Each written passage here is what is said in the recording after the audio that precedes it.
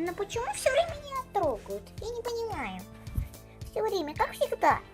Я приезжаю, а потом меня. Видите, я даже рухнулась. Меня трогают. Очень сильно. Я скоро раскольнусь. Да. Моя лапа не шевелится. Мои глаза двигаются, хоть и очень страшно. Я очень страшная собака. Я очень устала. Поэтому меня лучше такие дни не надо трогать. Да, не надо меня трогать. А то я разозлюсь на вас. И очень обижусь. Вот такая я. И мое общество. Очень зрелище. Да.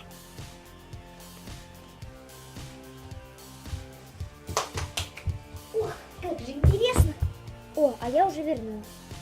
Ну что, Софа, ты спишь?